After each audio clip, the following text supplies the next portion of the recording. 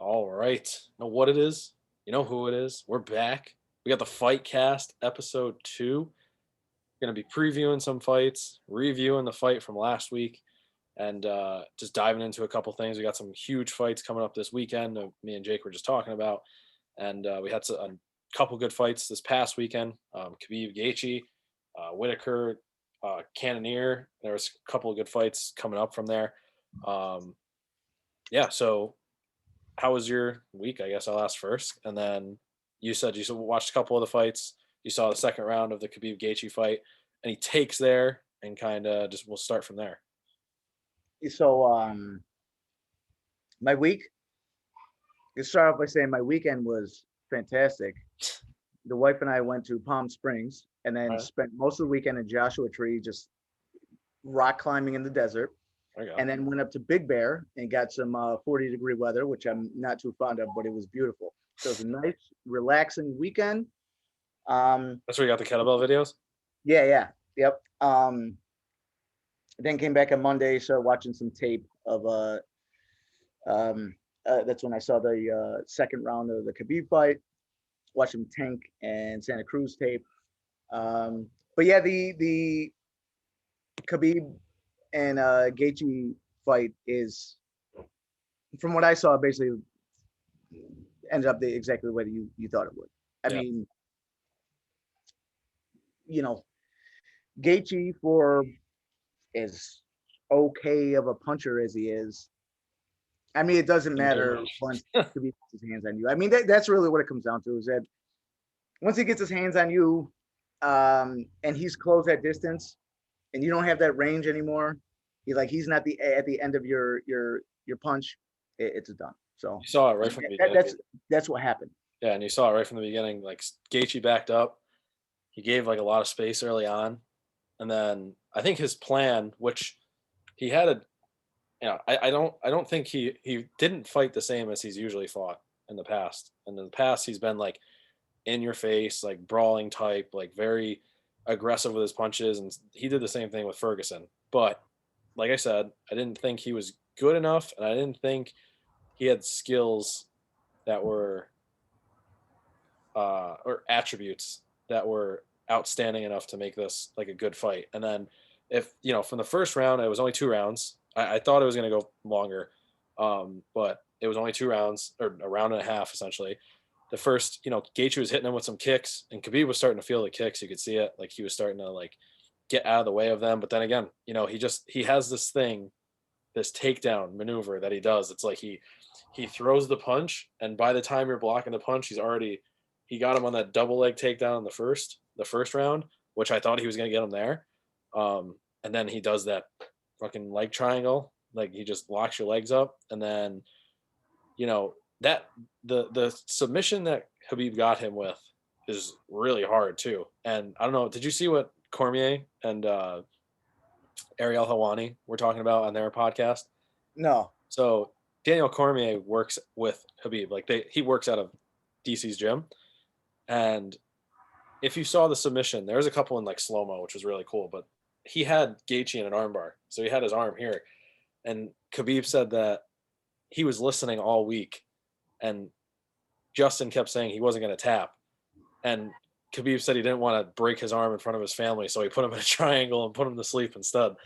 And he said that like going through that, it's just kind of crazy to have like that type of control. But like, you know, just, you saw the fight, and like you see it from a outsider's perspective in terms of a boxer looking at it, but like that's the type of fight that you see like a Floyd put up. Like those would be how most of if Floyd could put an end to fights early in like a submission type way or something like that, like it's just like a dominating factor that you just can't really do anything at that point, because even Justin said himself, he's a strong dude. Like and that was my thing, was like soon as I've seen Khabib go against dudes and like he just drags them down, and like that was it.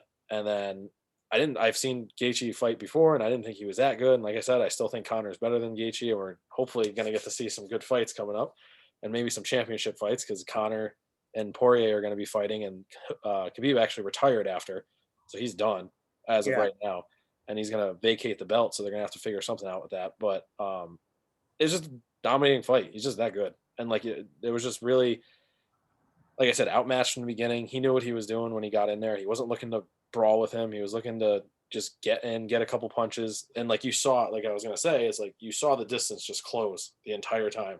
Like at the beginning, they were both like this, and then Khabib was working his way in, cutting corners, working his way in, just like this. And then Gaethje started hitting him with the leg kicks, which did a number on Khabib, but I don't think it did anything like major.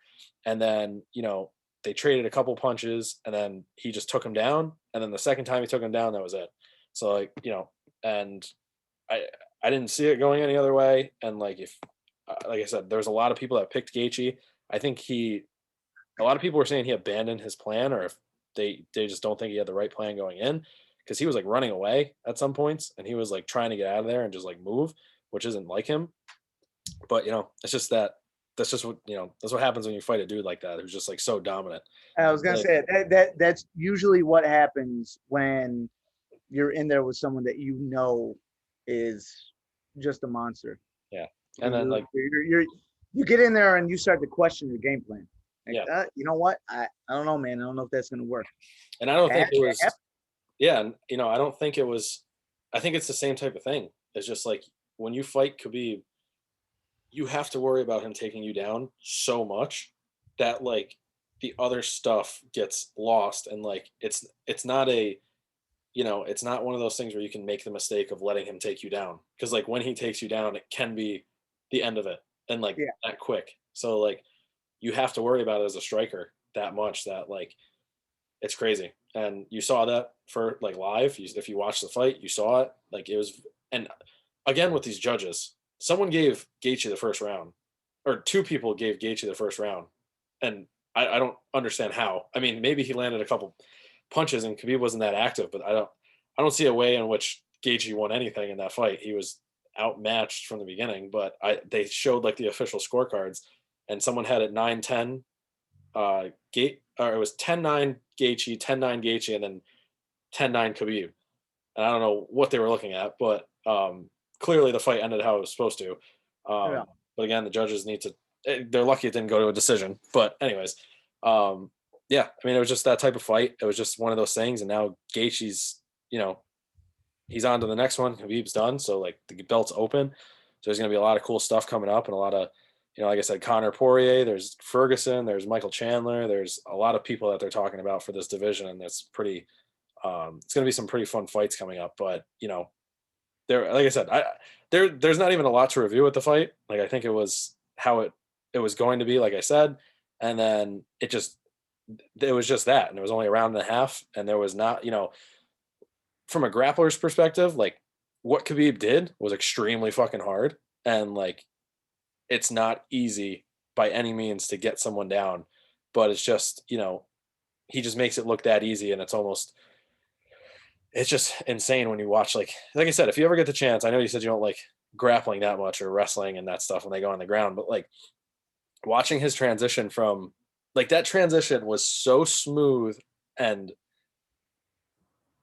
he made it look so easy from the takedown to the back to the mount, that like, and you saw it right from, like soon. And that's the thing is, as like Gaethje, one place you don't want to let Khabib get is either your back or the mount. Like those are there's not much you can do there. And then once he got to the mount, that was it. And he just walked himself into a triangle. And I watched a breakdown of the triangle earlier, and like, he just moved his way in. He saw it, and he would have. And the thing was, is there, like I was telling you before, he knew what he was doing, and he was either going to break his arm or he was going to put him to sleep. Again, the judge missed. I don't think he should have been put to sleep, because Gaethje meant to tap twice, and the judge didn't see it. He was literally like this on his head, and the judge just like let him pass out. So that was a mistake on the judge's part. But yeah, like I said, there's not really much to review there. It's just kind of talking about what happened. So that was what happened, and Khabib's just that good. They moved him up to the number one pound for pound fighter next to John Jones, which John Jones had a bunch to say about that. But I don't think he should be up there anyways, because he's on steroids, or he was on steroids. I mean, he's still a great fighter, but like, you can't take steroids and then be a credible fighter. But he's still got, like, obviously all the skills that you'd ask for in a fighter. But yeah, I can tell you this though. Editing the podcast from last week. Mhm. So I just got to say that the UFC is they're trash for doing what they did. Did you ever I hear? had a bunch of like it took me hours to pull these highlights Yeah, to sort of reinforce the points you were making. yeah. And there were some beautiful ones. Like I had the entire fourth round of Conor and Khabib on Mhm. there as you were talking about the tools that it takes to beat Khabib, Yeah. right? The length, the accurate punches. And for the first 3 minutes of that round, of the fourth round, Conor was kind of fucking Khabib up. No, he He was was. at the end of his punches. And it was beautiful. And then you were talking about Gaethje and the type of fighter he is. And I had all these beautiful highlights that I pulled. Mm. And UFC flagged it and made me take. And again, the video isn't monetized anyway Yeah. because I have a bunch of fight footage on. Like ESPN didn't flag all of the Loma Lopez footage that I kept on there. Yeah. So they're UFC trash up for with that. doing that. They're the UFC is fucking I was garbage talking for to doing Phil that. Daru Huh? before. Phil Daru mentioned this on a podcast, and his whole Instagram got taken down one time because he had fighters and he was putting up their highlights, and the UFC he got tagged a bunch of times or flagged, and they shut down his account, and he had to like go through UFC, and he was like, dude, he's like, these are my fighters, like. The UFC and their piracy shit. I mean, dude, it's so maddening. It's like, dude, like people like if someone's taking the time to cut to someone else's highlights together and then like put it up there and they're not making money off of that particular video, like if basically if I'm not making money off of your content, I'm just giving you free advertising. Like, Yeah. why are you being such a bitch about it? You know what I mean? I don't know. And the UFC has like a whole team of they have this company that they go through that is like in charge of all the piracy bullshit. And Yep.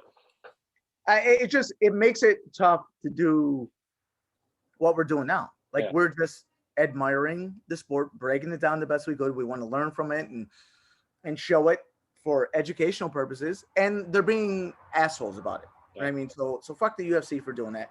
Well, I can always put up videos of whatnot and like all the things that I'm describing and like that I was looking at and like breakdowns and whatnot. But it's if for the most part, the people who probably are watching it understand the grappling aspect of it. But for those that don't, it's just one of those things where it's such a high level skill that you saw from Khabib that you don't often see because like you don't often like submissions happen in the UFC, but for what they were hyping up Gaethje to be and who they were expecting Gaethje to be in the ring, which was this wrestler who could get out of it, and he even said it himself. He's like, yeah, he's a strong dude, and like it's just one of those things. It doesn't matter at some point. Those skills you have is that Khabib's just that much better at what he does as opposed to what you do, and like you just can't. You have to figure out and like I said, Gaethje is a great fighter, but and like Jake was trying to show, he doesn't have the movement. He's got the power, but he doesn't have the movement. He doesn't have like the style of like a Conor, who Conor can move well and he makes his own space essentially. Like he creates he's like a basketball player. Like Conor's kind of like that go-to scoring option where it's just like, you want someone who can create their own space, make their own shots. If they have a hand in their face, it's not really it's just like they know what to do to get points. Whereas like Conor knows what to do to find his space to land stuff. And Gaethje, I don't think is at that level yet where he can create like the space he needs. He's just more of like a brute and he just kind of throws the punches. And Khabib's the same thing. And the opposite direction of grappling, where it's just like he knows what he wants to do. He knows, and he does the same thing. He goes for the double leg takedown. He gets you against the fence. He gets behind you. He takes you down. He tries to get into a mount, or he tries to get into some, he'll throw you back. He'll do whatever he needs to do. And this new leg triangle that he uses, which I don't think it's new, but I haven't really seen anybody utilize it like he has. And it's just like these little things that you just can't, they're hard to get out of in the first place. And that's if you know what you're doing too. Like there's some people that obviously at that level, like these, you got to be a certain type of grappler to get out of this stuff in the first place. And when you're already at a level that he is, and he knows what he's doing. And the thing is with jujitsu, and I don't know if he does jujitsu. I know I've heard sambo. I don't know if that's the Russian version of what he does, but he is so good at that level that he knows what the next move is before you even make your next move. So like when you get into certain positions in jujitsu, there's usually like 2 or 3 options in which you can be like, all right, I'm gonna go here, here, or here. And then when you watched him go, and he knows where he's going, where it's like, all right, here, here, here is where I'm going next. It depends on the like slight movements that these guys do, and a lot of it's baiting, and it's the same as boxing in terms of punching, but there's just so many more options to like finish someone on the ground, because like if they move their like Justin for example, Khabib grabbed his arm here, and you want to bring the arm across for the triangle. You want his arm like this for a triangle. So I think what was happening was Justin was going to like push and move, and he locked his arm here, and then he slides his knee up right here, and he gets his knee up so you can't move here. Then what Khabib does, he grabs Gaethje's head, pulls it up to his body, so he's in like this hurdle or this like position right here. This hand, Khabib grabs and pushes down to his chest, wraps his leg around, plants his foot like right next to his face, and then he falls to the side like he did, and then he connects his foot under his knee like this, and there's a triangle. And it's just all these little steps. Whereas he had him here, he had him in a position where his arm was locked out like this, and all he had to do really was like he could have broke his arm there, you know. And like Khabib said, like it was just I didn't want to hurt him in front of his family, which is whether that's true or not. That's still like it's a certain level of like understanding, like okay, like I can do this or I can do this. It's like once you get to a certain spot on the ground there, it's almost like all right, choose your poison, And for Justin, he even said it himself. He's like, I'd rather have gotten choked out because it's not. He's like, unless I'm missing something, there's not really like any long-term effects for me getting choked out once. But it's just like that level of grappling is just it's unreal. Especially in a fighter who he knows what he's doing at the right times, and that's that. There's just really nothing else to say about it. It's just that's a high level of UFC or MMA that you're seeing there. Yeah, exactly. Just nasty. That's really all it is. He's just nasty. Yeah, yep. And then he retired, so there's gonna be some cool stuff coming up. So getting into the next part, we got Tank versus Santa Cruz this weekend. It's a huge fight, huge boxing matchup. I've watched Santa Cruz a bunch of times, and I remember when he was first coming up, I was like, wow, that dude's fast. Like he was like, I think that was basically what he was known for was his speed. And I know he's like a legit boxer, and like this is gonna be Tank Davis he's a Floyd guy, right? Like a apprentice. Well, he's under Mayweather Promotions now, but he's not trained. But I mean, obviously he's in the Mayweather gym, so Mayweather dabbles every now and then with the mitts and gives him some tips here and there. But he's got his own coach, Kelvin Ford, who's a good coach. Yeah. So break us down on that kind of like weight class, where they're fighting at, and then you can just kind of dive into like what you're expecting, what you saw, what you've seen. So they're at lightweight. They're like I said this last week. I'm hoping that if Tank wins, that he'll be next up for Teofimo Lopez. I like that would be awesome. Obviously he's got to get through Santa Cruz first, but they're fighting for some belts. Santa Cruz is a tall, thin guy who throws a million punches. But he's not one of these guys that just throws punches blindly. Like he's skilled. He's got a pretty high ring IQ. Fights in that sort of classic Mexican style where we go forward. Go forward, bunch of punches, and high guard a lot. But I did notice one thing that I never really noticed before, like watching the last couple fights. He's got this this tendency to shake his power hand, and I notice he does it. He'll shake it when he's not throwing, right? Or not doing anything, really, right? So every time that he goes to hold his guard high, he'll stop. And every time he goes to jab or throw, he'll stop. So it's almost like a tell.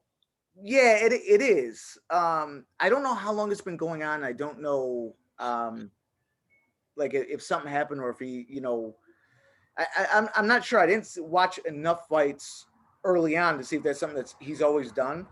But for me, like if I was fighting, I'd pay attention to that. Yeah, Like literally, he'll shake it over and over again, over and over again, and then he'll stop and he'll put up his guard, eat some punches, or he'll stop and start throwing a jab.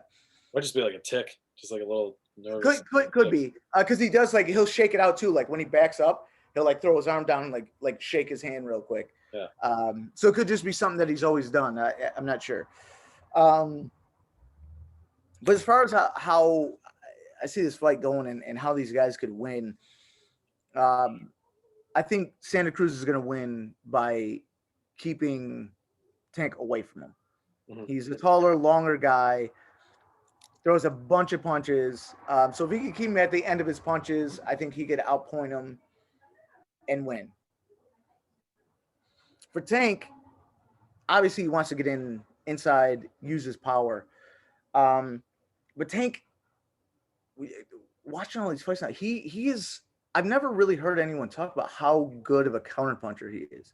Yeah, and I think that's like I was gonna say. Like I think that probably comes from being around Floyd because that's all I've seen a lot of him being a good, like a because he's not he falls under that same boat with these fighters that like sometimes they get a little like I don't know what it is where they get to that point where they don't throw a lot of punches and like maybe I just haven't watched enough of him, but I feel like he's like falls into that sometimes where like he just kind of sits back and he's like waiting too much when he has that power and like he has the ability to kind of like go and end the fight.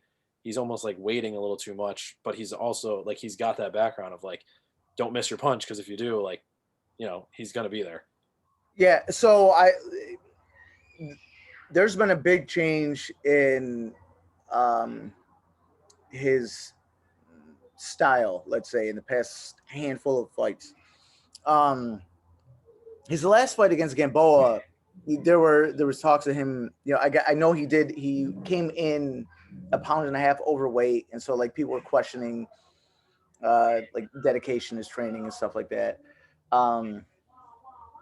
Cutting the weight, obviously, it has an effect on you, and he did look a little tired toward the second half of that fight. Mm-hmm. But the last couple fights, he's been a lot more patient, uses boxing skill a little more. Whereas early on, man, he would put himself in positions where he'd be way off balance because he'd be throwing uppercuts like he'd be leaping into uppercuts. So he'd leap into an uppercut, and if he missed, he'd be way off balance, right? He'd be over here, his arm would be up in the air. Just he wasn't fighting in high enough caliber fighters for them to take advantage of that. Looks like he's fixed that. He's done a lot better job boxing, keeping the center of gravity where he's supposed to be sitting down, like not leaping into these punches and overcommitting on punches like that. But he's gotten that Floyd pull counter down, right? Mm-hmm. Where he leans in a little bit, sort of baits this guy to jab. He'll pull back so that jab literally comes to like right about here, and wow, he'll come right over the top with it. He's gotten that down. So I see that counter punching ability being the thing that wins the fight for Tank. And especially kind of like with a high volume puncher, yeah. So I think after a while, he'll be able to adapt to like, okay, there's 4 or 5 punches coming, on the 4th one or the 5th one. That's when I'm gonna, counter with that hard one, that stinging one. And I think along the way that'll start to have its and Tank is a really good body puncher too. So I think that those body punches will start to take their toll on Santa Cruz as the fight goes on. And I think I see Tank winning a decision. I see him using his boxing because to be honest with you, I don't think he really has much of a choice with this style of fighter. Because Santa Cruz is a guy who he holds that guard up nice and tall. Tank is going to have to punch up because he's taller and he fights taller. He's not one of these tall guys that like gets low. He stays up. behind his jab, uses his length, uses his height. So that's going to take a little bit of steam off of Tank's punches, having to punch up constantly. But I think his body work will take its toll, and I think he'll be able to land a bunch of counters, some clean punches, some clean combinations, and I think Tank will come away with a decision. Cool. Yeah, and I've seen, like I said, I've seen enough of both of them that I know they both have, and I forgot that he was undefeated. Tank Davis, I forgot he was undefeated. Yeah, I think Leo Santa Cruz is he undefeated or is he? He's got one loss. One loss. Okay, so which he avenged. He lost to Carl Frampton and then beat him in the rematch. So all right, so then this is going to be one of those fights that's just like probably can go either way. I'd like to see the odds. I wonder what the odds are. I don't know if I can find that quick, but let's see odds for Santa Cruz Davis. Usually Vegas has a good idea on what's going on there most of the time. Let's see. Oh wow. Okay. What is it? Oh, I don't know what site this is on, but looks like Davis is a massive underdog or massive favorite. Like minus 700. Oh, whoa. Yeah, it's pretty big. Yeah. Wow. Yeah. I mean, Santa Cruz is plus 450. So that's a lot. That's a huge, that's bettor's paradise to me. Yeah. Maybe not. I mean, I would think that Vegas would give Santa Cruz a little more credit than that. But I do. I think Tank's got a little bit too much natural physical ability. Yeah. And combined now with his IQ that he's walking around with. He's again, that counter punching, like when I went back and watched these fights this week, I was actually surprised. I was like, because you see so many highlights and you sort of get used to him landing these bombs, and going back and seeing it, it's like, man, he's a lot of those bombs are happening after his opponent is exposed and he's countering him. He's just nice, clean, crisp counter punching is how he's gotten a lot of these knockouts. So. Yeah. I think that's what one of his strengths. He's really, really great counterpuncher, and I think that's how he's going to win against a guy who's again has the length, has the height, throws a ton of punches. I think that's how you win anyway. Right? I mean, but especially him with the power that he has, I think he's going to come away with the victory because of that. Like this is one of those I think those I don't know. I think those odds don't tell the right story, obviously, but because Leo Santa Cruz isn't a bum. Like he's not like a nobody. No, I mean he is. Again, he's one of these guys. He's naturally lighter, so he's fighting at a bit of a higher. I mean, it's not too crazy, but a couple divisions, I think. So I mean, there's that, but it is like I think a lot of it has to do with Tank's power and speed and just natural physical ability that. I think it'll be just too much, Yeah. No, and I think that those are going to be some good fights. You said there's another fight on Saturday night too?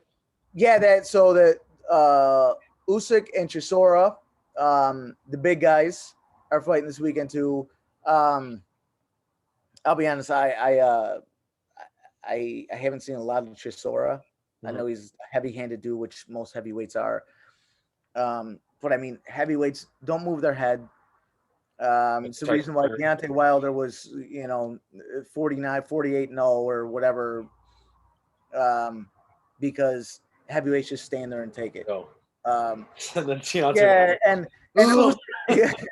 Usyk moves way too well, I think, to get hit by anything that Chisora is going to throw, and I think he'll be able to hit Chisora with ease all night long.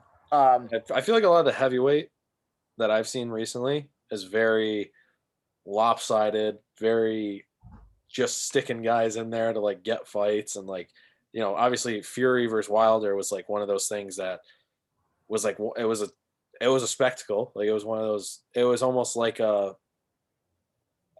got the hype of like Floyd and Conor almost like that type of thing, but it was actually like a real boxing match. But I think anybody who knows and I think I talked to you about it before it happened, but I think anybody that knows or watches boxing or knows boxing, that like Wilder wasn't given any challenges that were like actual No, boxing challenges. He was just given like dude was fighting boxing. straight bums. Yeah. And Bums. like he was knocking people out, but they were also like literally they like some of these dudes were just like slobs. Like they weren't even like Yeah, dude, the only dude that really gave him any trouble was Ortiz. And Ortiz still like again another dude that doesn't move his head, but you know, he's got some power. And I think his build being a little bit shorter and like round and you know, made it a little tough for Wilder, but again, they don't move their heads. It's like hitting a heavy bag. yeah. I mean, it's not hard. Yeah. Gaethje Wilder cannot box. Yeah. This dude, like, I'll give him this. Like over his career, he's developed a pretty decent jab. Yeah. I mean, you've seen this dude. Like this dude throws punches with his whole body. And when he gets like this dude does twirls. It's bad. It's almost as bad as watching, you know, some UFC fighters throw punches. Yeah. Terrible. So yeah, like heavyweights more than any other division, they put guys that they protect them. They make no mistake. So heavyweights are protected because they got that, they want that O and they want those knockouts. So when you find a heavyweight who can punch really hard, harder than most of the guys he's in there with, which is a lot of them, because when you get a guy that's 230, yeah, he's gonna hit hard. Yeah. So you got a lot of young heavyweights now that have an O and like all of their wins are by knockout. They can't box at all. And they're protected because they want that big money fight against this other guy who's also a bum but can hit really hard. So it's rare when you see guys like Tyson Fury and now Usyk, who's fighting this weekend, who actually move. They actually box. It isn't just about being big. And to be honest, like Usyk isn't a natural heavyweight anyway. He started at the cruiserweight, I think. It was a $180. You know what I mean? So he's moving up 20 pounds. Yeah. Still moves way too much. So I don't think that's going to be really an exciting fight. I think it's just going to be a clinic. I think Usyk is just going to box the shit out of this guy's head. Is that on the card of these guys or no? No, I don't know what network that's on. I think it might be on DAZN. Oh, DAZN. Okay. Yeah. So yeah, Tank Santa Cruz is Showtime pay-per-view. I think Usyk Chisora is DAZN, and Inoue, the other fight that's on, the Monster, the Japanese dude, bantamweight. That's I think is just on ESPN. So I think that's a free fight. But yeah, that's the other big fight this weekend. Inoue, little Japanese dude. He's they call him the Monster, and that's exactly what he is. He's a monster. This dude just bashes everybody, dude. Like just like. Has he fought anybody? He's got tremendous. Huh? Has he fought anybody big yet? Not anyone that anyone would really know. I mean, he fought Nonito Donaire, who Donaire is a guy that's been around a long time, really great champion. He beat him, so that's like the only name. But I don't know that the public would really know Donaire because again, these are lighter guys. Yeah. That don't get a lot of airtime, right? Yeah. But he's in a way is a guy that like sort of like Tiafimo, like even Tank. He's got so much power that you don't really notice his boxing skill. But this guy anyway has it all, man. Like he's got the ring IQ, he's got the skill, and he's got unreal power. Like it's so weird to see a guy that small, like just cracking people, putting people to sleep. You know, he's knocking people to seizures in the ring. You know what I mean? Like this guy is, he really is a monster. Like that's a perfect. He's a monster. So I'm looking forward to that. He's I think he's fighting. I forget the dude's name. Maloney, Australian dude. Oh, okay. Just another victim. Yeah. I mean, dude Maloney's got a decent record, but I've heard of him before. I think. Did he fight somebody big? He did. He was on TV's his last couple fights. So you probably did like catch him on the What's his name? Joe Maloney? No, it's I forget his first name. I want to say it's like Justin or Let's see. Josh. Jason? Like it is the J. What is it? Jason? Yeah, that's it. Jason. See, I knew it was a J. I feel like he fought somebody big, but maybe I'm just. Dude, he's just another victim. Yeah. I mean, No, maybe not. Maybe I'm thinking of somebody else. Yeah, I don't know any of these people. He's 21-1 though. yeah, that's what I'm saying. He's got a decent record and it looks good, but Yeah. he's done. Yeah. That fight, if I'm gonna predict something, it's gonna be anyway in like within like 4 rounds. He's gonna smash this dude. All right. I get that, you know. I've seen this dude anyway put so many dudes down and like straight to sleep. Yeah. Not even TKOs or like not getting up before 10, like just out. Yeah, I think he's gonna do the same. I think he's gonna fucking mash this dude. Well, I think that's how usually boxing goes. Is like you just said, they protect the guy and they see the skill and they bring him up. They just put him against a bunch of just like, I wouldn't say bums, but just people who just aren't as good, and then they bring him up for that one fight. It's the same thing with, they've been trying to do for the past 3 years with Joshua and Wilder, and then that one shit the bed because both of them lost. Which Joshua has more of an embarrassing loss, I think, than anything else, because I know that guy's good, Andy Ruiz Jr., right? He only had one loss going into the fight, and like he was known as a heavy hitter. And we talked about this last week about getting hit in the temple. Yeah. And watching that fight, that's what happened. Yeah. Joshua got caught with a punch that went behind his guard, hit him right above the ear. And you could tell immediately the way that like he went to get up and his knee buckled. Yeah. I'm guessing that Joshua didn't recover from that fight for like 3 days, because you get hit there, man, and your equilibrium is gone. It's so hard to get up and not be completely dizzy after a hit like that. And that's what happened there. And dude, again, that happens, especially in the heavyweight division. These guys are gigantic. You know what I mean? Because Joshua is a really good boxer. He's really, for a guy his size, should not be able to fight like that because he's so muscular. Yeah. And it sort of defies, what you want out of a fighter, to be smooth and flexible and have a full range of motion. Because you can see he's stiff the way he throws punches. But he's fought some big names, man. Remember, he beat Klitschko. Gave Klitschko his first loss in like 10 years. Yep. He fought a bunch of those. I think he fought Chisora. Like he fought some big names. So Joshua is like at the other end of the spectrum from Wilder. Like Wilder was fighting made of cans. Yeah.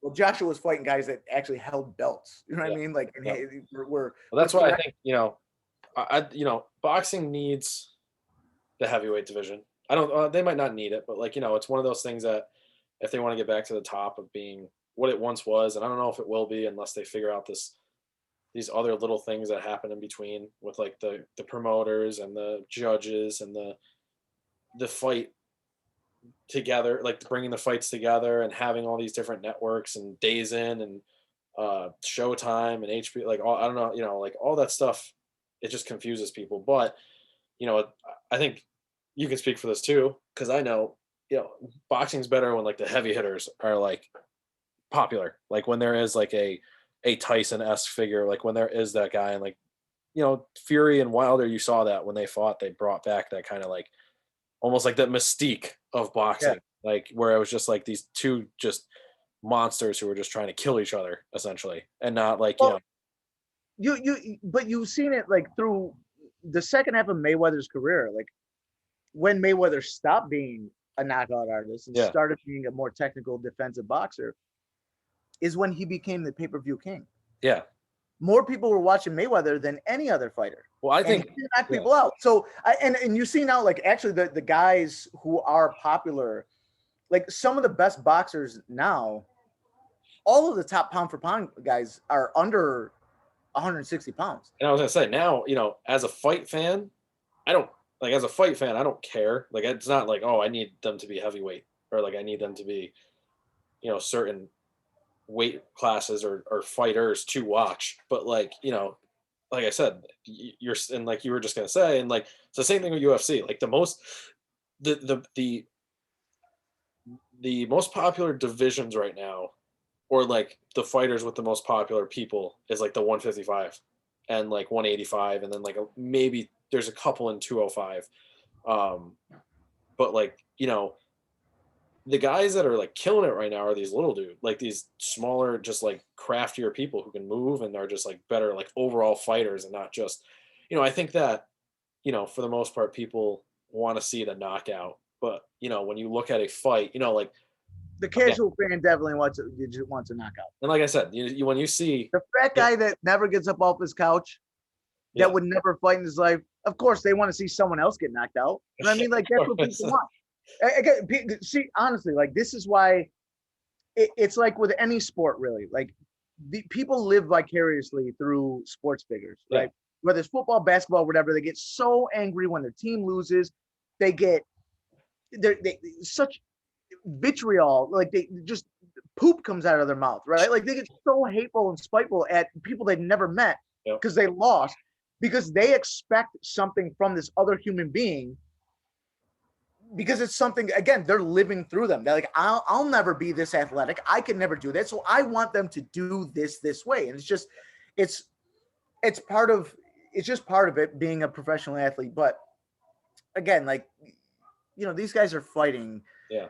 And that's the thing, is like, and I was gonna say, like, not to cut you off, but I was gonna say, it's like, it's almost, for me, I'd much rather see a fight in these weight classes at the divisions that are happening right now. One, because knocking someone out is a skill in of itself, but it erases a lot of skill. Like it takes a lot of skill out. Like, Wilder was only popular because he was knocking people out, and he was only winning because he was knocking people out. If there was no, like, if you take the knockout out of the equation, he wouldn't even be a boxer. Like, he's just not good enough. And like, it's the same thing with, UFC, is like, these guys are the ones that you see, like, they have the knockout power. It's there on occasion, but it's like these grinding fights, these good fights where there's a mix of just like defense and offense and counter punching and movement and aggression and like just strategy that you need to see. And like, you see that as a fight fan when you watch a boxing match between high level people at, even for a while at the heavyweight division. Even if you go watching back with, Tyson was obviously technical, but like the guys who it was always just, and then Tyson connects and then the guy's dead, Whereas like, you see the fights now, it's, they're moving, they're planning like little jabs, they're planning, and then they're going for they're setting things up, and they're like, they're doing all these different things to connect on what they want to do. It's not just like this swinging. And like, for me, that's way more interesting. I'd rather 100% watch a fight like Floyd. And getting back to what you said, was Floyd got popular because he was getting so good and everyone wanted to see him lose. So every time he fought somebody, it was, I want to be a part of history. I want to see him lose. And like, towards the end, when he was like fighting Maidana, he was fighting Pacquiao, when he fought who was before Maidana? Didn't he fight someone big before Maidana? Right before Maidana. There was someone he fought right before Maidana, and let me see. Let me look up his. I think it was Pacquiao. Was right before Maidana. Hold on. See his fight career quick. So he's got a huge Wikipedia page. Where's Victor Ortiz? He fought around that time. Oh, it's Canelo. Yeah. So he fought. All right. Okay. So right he fought before Maidana. So he fought Mosley, Ortiz, Miguel Cotto, Robert Guerrero, Canelo, Maidana twice, Pacquiao, Berto, and then Conor McGregor. So, like, Mosley is a good fighter. Those are Cotto, big names. Yeah, and like Cotto is a very good fighter, and Cotto's. Listen, that's one guy that people don't talk about enough. Miguel Cotto is one of the greatest fighters at welterweight that we've ever seen. Yeah. And has one of the biggest hearts we've ever seen. He's one of the all-time like top fighters, man. He's great. And he was truly great. And just like, and that, then he fought Guerrero, who was like a here or there. Like, everyone was like, oh, okay, that was just kind of like a throw in the towel. Yeah, he wasn't. Yeah, he was no Canelo, I would pay to see that fight now, but like, Canelo obviously was a little bit early, and it was like just too early for Canelo. But like these were all guys like Canelo, Maidana, Pacquiao, Connor, Miguel, Cotto, Ortiz, Mosley, like Ricky Hatton, like all these guys, Juan Markel, or what is that? Manuel Marquez. Manuel Marquez. Like fighting these guys were like, these weren't just bums at all. Like these were like top level fighters, and they were, oh wow, he's gonna have a chance to lose. Like, and it sucks when you see like a casual fan, talk about like a Miguel Cotto or any of these guys that he fought. Obviously, Canelo is like that guy right now, but Maidana wasn't like. Maidana was a good fighter then. Like Maidana Yeah. had a. He had just beaten Broner. He fucked Broner. It wasn't even a beating. He fucked Broner. Like, yeah, and like I don't even know how Broner lasted that whole fight. I remember the first time I was watching that live, and I was like, "What is happening?" Because like Broner was supposed to be that dude, and he was supposed to be like the next Mayweather. But then Maidana, but like this is what people want to see. But like when Mayweather, when he took the step back and just kind of like fought how he decided to fight, that's you always like looked at a Mayweather fight at the end and you're like, I could have known that was going to happen and save $60, but it's just like you still want to see it, you still want to take that chance. I mean, for me, like I was watching, out of excitement, but I wanted to learn. Yeah, from that too. Yeah. Anyone who is actually, interested in actually fighting, that's something you want to watch. Yeah. It's an accident that he's undefeated. Like a lot of people say like, oh, he got to pick and choose his opponents. So even if he did, he chose some one of those, like every now and then, like he would have a guy that's like, oh yeah, that's not a real matchup. Like Guerrero, even Ortiz, like anyone that knows boxing knows it's not a matchup, but Ortiz was dangerous. He had power, right? For every one of those, there's 3 or 4, all-time. They're all champions. All champions. So people are like, hey, pick and choose. Yeah, pick and choose and champions. So what if you don't think it's like, oh, the timing was perfect for Mayweather? So like like how does that make it less dangerous? They're all champions. Yeah. So anybody that was interested in actually fighting, it's like, dude, this guy is just like giving boxing lessons to other guys who have won belts. Yep. Like that's what he does. Yeah. And by the way, going back to Cotto though, like I think a lot of people that know boxing and have followed Mayweather's career closely would say that the Miguel Cotto fight was probably the toughest fight Mayweather's ever had. He almost got dropped, right? No, he didn't almost get dropped, but he got roughed up, touched up a lot. I could swear there was one where Miguel Cotto hit him more than any fighter has hit him in his career. I think. There's one fight I vividly remember where he got hit and he didn't get knocked down because he didn't fall, but he almost did. Oh, it's Shane Mosley. Was it Shane Mosley? Yeah, okay, yeah. Shane Mosley in the second round touched him up, wobbled his knees.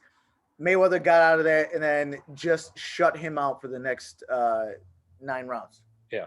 Absolutely destroyed him for 9 rounds straight. Yeah. So yeah, he's been in danger before. He's fought, so people that say that he made sure that he was out of danger don't really know what they're talking about. Yeah. To bring this all back to what we were talking about, I think was the fight this weekend is that, don't judge a book by its cover of the fight. Like, these guys are high-level fighters and they're there for a reason. So, they may not have the name yet, like the shiny, their name may not be big and lit up on the marquee, but these guys can fight, man. They're especially like the big one, man, like 2 really talented guys in Tank and Santa Cruz. I don't know that a lot of people know who Santa Cruz is. Yeah. As far as the general public, but they should. I mean, if you're gonna watch fights, I mean, you should know some of these names. Hey, you know what? And I want to say too, going back to how the public looks at some of these fights, and people want the knockout, which of course they do. But I heard Bob Arum say in an interview the other day. So anyone that doesn't know, Bob Arum is the CEO, founder of Top Rank Promotions. Mm-hmm. They were asking him who he wants to see Teofimo fight. And someone brought up Tank, and he was like, no, who I really want to see him fight is Ryan Garcia. And they were like, why? And he said, well, because the Hispanic community are the ones that's where all the pay-per-view money comes from. Hispanics buy more pay-per-views than any other group of people. And it's like, this is where we're at now. Like, so it's not just about knockouts anymore. It's about social media presence, right? Like, why would he want Ryan Garcia to fight Teofimo Lopez? Because Teo would just, he might kill the guy. Yeah. Like, Ryan Garcia is a good fighter. He's got speed, power, and all that, but 19, he's not ready for that type of thing, man. Pretty sure he's 19 or 20. Like, he's not 21, I think. 21. How old is Lopez? Lopez is only 23. But Lopez, again, ring experience, like even before the Loma fight, he had more like Ryan Garcia hasn't fought anyone. Yeah. I mean, but for him to say that, and it's because like Ryan Garcia is good looking, you know, he's Mexican, like obviously, like, you know, you get the Mexican crowd. But for him to say that he would rather see that fight instead of Tank, like Tank versus Lopez would be a great actual fight, but he's talking about like the pay-per-views, and that's why I think it goes back to like the general public. Like, we want to see knockouts. We really don't care if these guys are any good. Yeah. That's trash. And I'm kind of disappointed in hearing Bob Arum say that, because it's like, bro, you've been in boxing. Like, this guy was promoting the Muhammad Ali fights. Like, you've been in boxing long enough to know, like, come on, man, no one wants to see that garbage. And that's the one thing. Ryan Garcia, like, it's like feeding Ryan Garcia to a bear. Yeah. Let's just like, throw him in there. Yeah. Let him get eaten up. No, and like that. Yeah, I mean, I don't think Ryan Garcia would want to do that. Maybe he would, but I don't know if that. I would think. I don't think. He talks like he talks like he would, but I don't think he really. Yeah, I don't think he would want that. I think he's gonna fight fucking what's his face next. He's fighting Luke Campbell. Oh no, Luke Campbell. He's fighting Luke Campbell. It's the first time that Ryan Garcia is gonna fight an actual boxer. Oh, okay, all right. I saw something about Jake Paul. I don't know if that was true or not. I know they were friends, but then like no. They're always in each other's dumb videos. They have nothing to do with actual boxing. Yeah. Well, I know Jake Paul. Kind of like we're talking about actual fighting, so the Paul brothers should not even be brought up. They were talking about what's his fucking Logan fighting Floyd. I don't know if that's true, but like they were talking about that not too long ago. Yeah. They're talking about doing an exhibition. That's ridiculous. That's so stupid. It is. It's. I can't. Sometimes I can't believe the world that we live in. Well, I was gonna say the one thing You want an exhibition? I'll call both. I'll fight both of those brothers at the same time. Both the Paul brothers. Now put gloves on both of them. All three of us in the ring. I'll whoop them both. Guaranteed. Well, let's put that out there because I'd love to put it out there. Yeah, seriously. Yeah. Everybody watching it, share it. You're listening. Share this. I want them both. That'd be funny. We'll tag them. We'll see if they'll. I'll put both of them to sleep. They're in LA, so they'll probably be pretty easy. Yeah, that shit up. What I was gonna say is that UFC with their company does a really good job of just making people like it doesn't matter. They just make the matches. Like they decide what's best, and then they make the match. And for the most part, there's always the top guys who have a little bit more say, but like they're putting people in there. Like there's not like this boxing is very like individual. It's very like, what's best for me, and there's not really what's best for because there is no company. There are all these individual promoters. So like, it takes forever to get a fight. And then and like, even when you have the opportunity to have a fight, it still takes fucking forever to actually make the fight because no one wants to give up their or no one wants to put their belts on the line. And like, the biggest fight in the last 3 years, well, one of the bigger fights was Canelo versus Triple G. And like those that like real like level for level, like that was probably one of the better fights at like two guys at their peak position in boxing in a while. And like Tyson Fury and Deontay Wilder was kind of the same thing, but like I think I didn't know Tyson Fury that well, and from what I heard was that he moved very well, and I was like, oh, he's gonna have a fucking problem. Like Wilder's gonna have a problem if he moves and like he can actually box. And then he gave him a problem. And then everyone was like, oh, he knocked him down, whatever. But like, you could see in that fight the whole way that Wilder was very close to like fucking up. But at the same time, it's like, there's not many of those fights where you get two guys at their peak. It's usually like, a Floyd fighting Manny after 3 surgeries, but he still fights him. It's still Manny Pacquiao.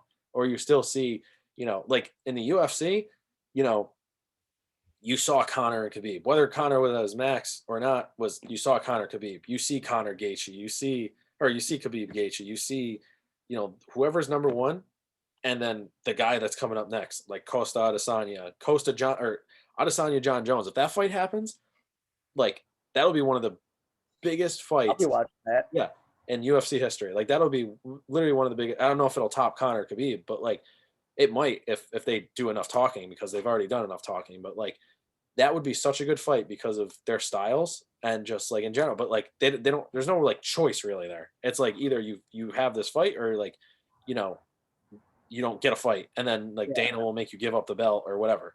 Like boxing, it's like, yeah, I can hold on to this belt and I'll fight whoever the hell I want, whoever makes most sense. If Yeah. Ryan Garcia has more followers on Instagram, it's going to make us more money. Then like let's fight him instead, Yeah.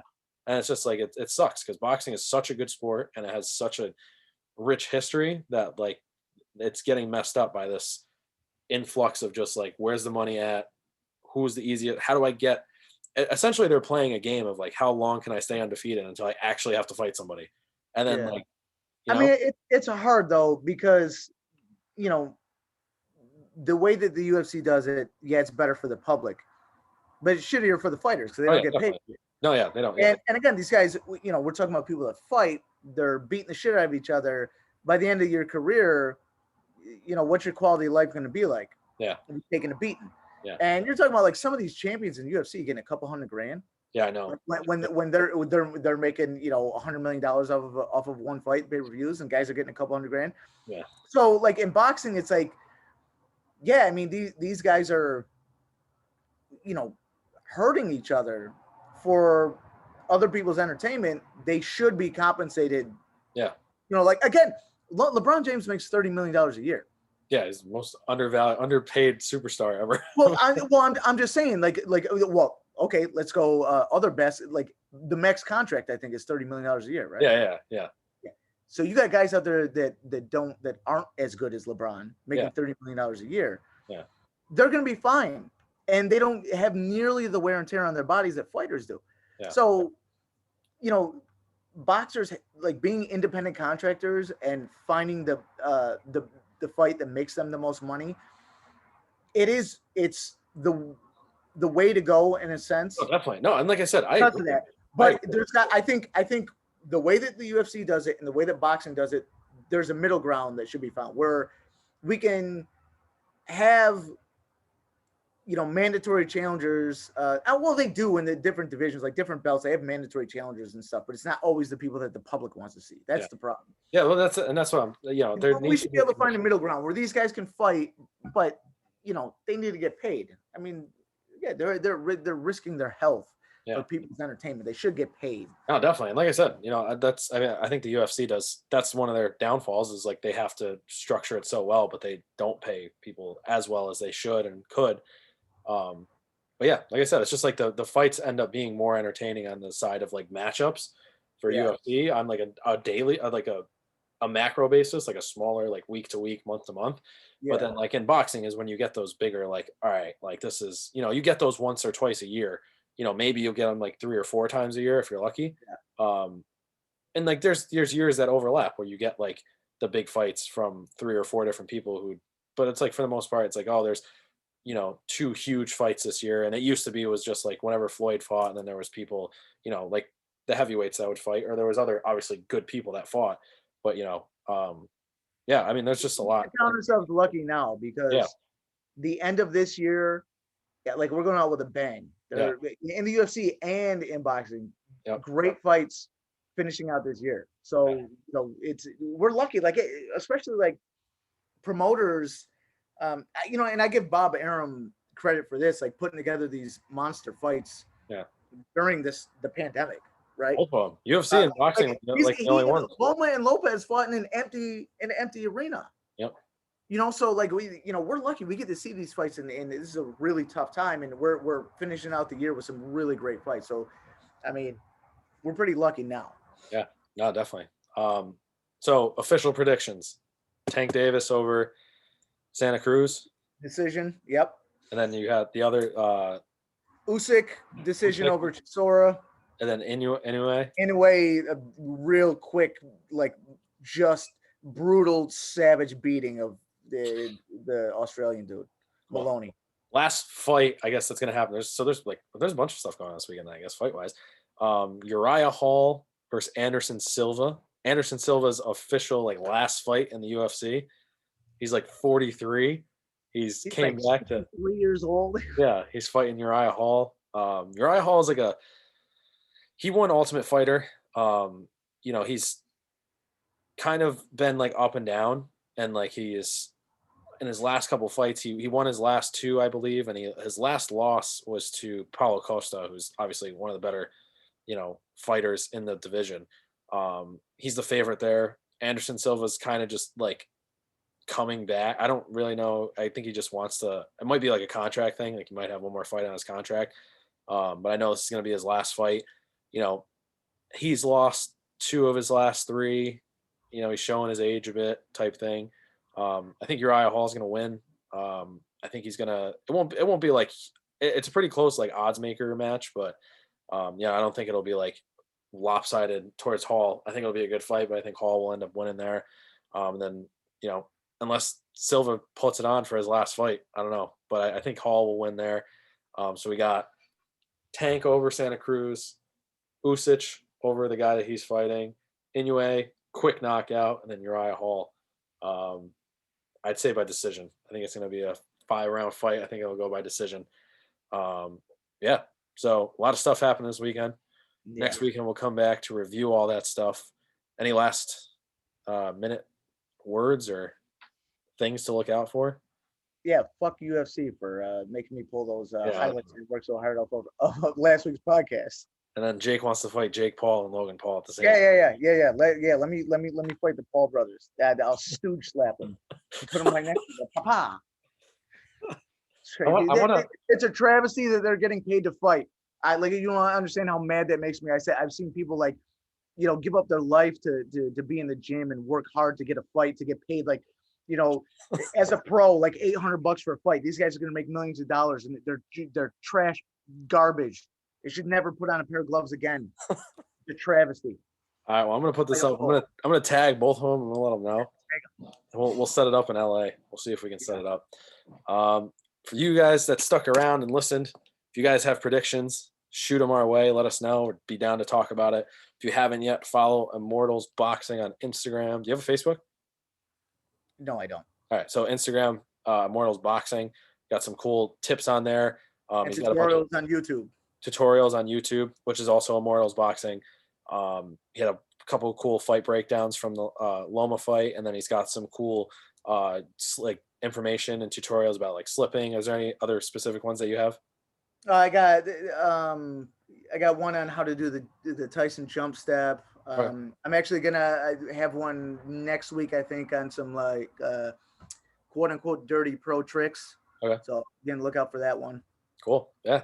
And if you guys have any questions about any of the boxing stuff, we're working on a program that we're going to get out eventually.